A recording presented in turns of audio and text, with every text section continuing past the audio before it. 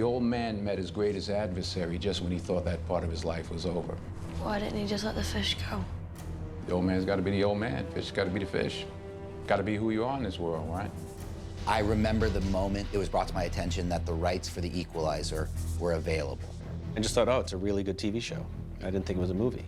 It's a brilliant idea to spin it into a film. My partners and I loved that name, the Equalizer. The Equalizer. It's not who he is, it's what he does. He equalizes. To me, I think it's about evening the playing fields. One day someone does something unspeakable to someone you hardly knew. Man, you do something about it, because you can.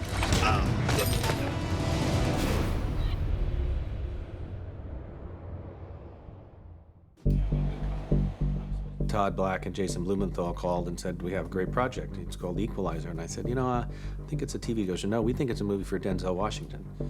And I said, okay. We have a very long-standing relationship with Denzel. We've made a number of movies with him, ones he's directed and starred in.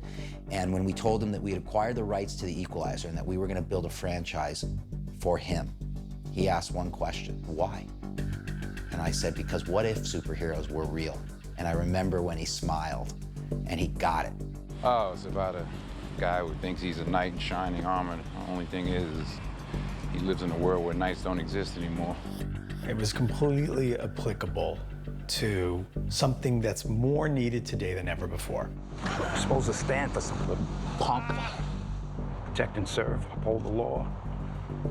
Justice. This character has an inner sense of right and wrong. There is something innate in him that he can't stand to see injustices, especially on people who have no chance of helping themselves. We all love superhero movies, you know, grow up, we love to have a hero come in and save the day. But it's hard to relate to a guy flying around in a cape outside of just fun. But if there's a guy that could be your neighbor, could be the grocery store clerk, could be your dad, that looks like us and acts like us and has a regular job, nothing fancy like us, but has special skills that can actually even the playing fields for us, why wouldn't you want that? Yo, Pops, bet you didn't have to push no dollies at your old job, did you? Guilty as charged. He really is an ordinary guy, you know, and he's working real hard to just blend in and to leave his past behind and help people where he can. You asked me to help you, but if you're not willing to apply yourself. Who needs flavor, right?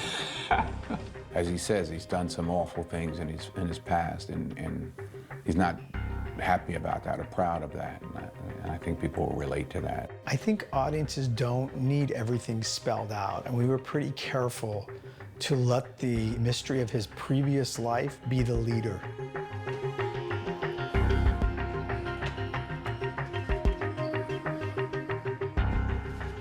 He's very OCD, and he wakes up at the same time every night and goes to the same diner, and he's talking to some random girl who's obviously got something wrong in her life.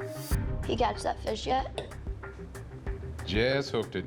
They're talking about fish and a book, and it's weird, and then you realize that this guy, he helps people in a certain way. Don't doubt yourself, son. Doubt kills. Get up. At the same time, he's become kind of this guy in a little box. And he keeps his life a little compact that way. Nothing bad comes in, nothing good comes in, but he just keeps himself quiet. He famously has one spoon, one fork, and one knife, one dish, and one cup. And I think he's looking to find a place for himself, a home. We all have missed the mark at some point in life, and it's all about how you get up and overcome. I think you can be anything you want to be. Maybe in your world, Robert.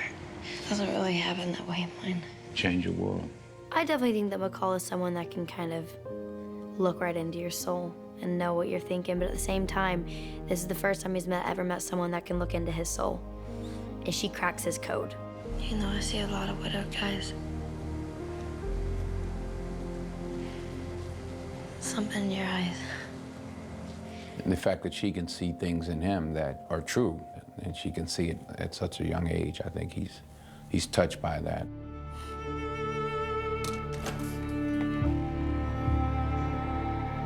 And what he saw happening with this girl, he just didn't care for. This girl, It's no good. Call this number. I send you another one. He has no choice but to help. He fights himself in that. He took his past and closed that chapter and decided to write a new future for himself. I promised someone that I love very much that I would never go back to being that person.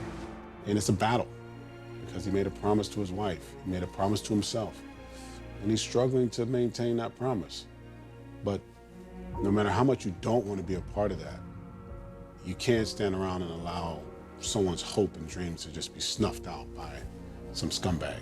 I can give you $9,800. For what? Freedom. Each person he comes in contact with, he gives them an out. Those people you took the money from, maybe you should give it back. Why would we do that? That would be the best interest of everyone involved. He's looking for the good in everybody. You might need an opportunity, and I'm going to give you an opportunity to fix the problem that you caused. Do the right thing. Do it for the good cops, Frank.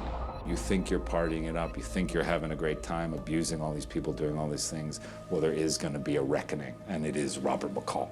I gave them a chance. They made their decision. Even the worst of the worst, they have a little light in them somewhere, maybe, he's hoping. And if you don't, then you have to deal with the equalizer, and that's the fun of it. You want him so badly to kill these guys in the worst way possible. He has a skill set that's off the charts. Yeah, he works his way up the line. The top man is no more guilty than the smallest man. Boom. Once it starts, it's like a roller coaster. It just keeps flashing, flashing, flashing. McCall became our superhero. He couldn't fly. He can't stop a speeding bullet. But he has heroic qualities that we look for and strive for and hope for within people. What do you see when you look at me? How could you help but use that kind of power to help people?